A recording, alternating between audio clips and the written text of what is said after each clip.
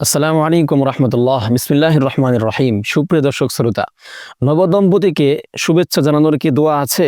হ্যাঁ, আমরা অনেকেই বিয়ের দাওয়াত খাই, বন্ধু বান্ধবদের বিয়েতে যাই, কিন্তু তাদেরকে শুভেচ্ছা জানাই স্বাভাবিক, মজাদার বিভিন্ন কথাবার্তা বলে। কিন্তু ইসলাম তো পরিপূর্ণ ধর্ম, এর মধ্যে প্রত্যেকটা বিষয়ের বিধান দেওয়া হয়েছে।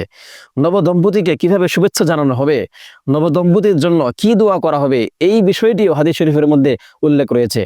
আবু দাউদ শরীফের 2130 নম্বর হাদিস শরীফের মধ্যে রয়েছে যে, যখন তোমাদের কেউ কোনো নবদম্পতির কাছে যাবে, সে যেন তাদেরকে এই দোয়া পড়ে শুভেচ্ছা জানায়, বারাকাল্লাহু লাকা ওয়া বারাকা আলাইকা ওয়া জামাআ বাইনাকুমা ফি খায়র।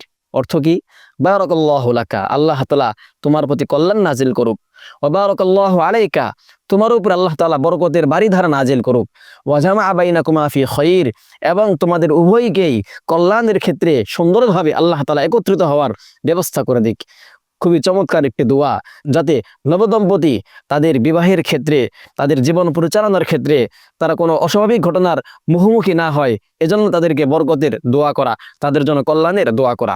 আমরা আজকাল তাদেরকে অনেক বিভিন্ন কথাবার্তা বলি, কিন্তু ইসলামের যে এই সুমহান আদর্শ, একটি ক্যারেক্টার, একটা আচরণ, চরিত্র, সুন্দর একটি অভ্যাস, আমরা এটা তাদেরকে বলি না।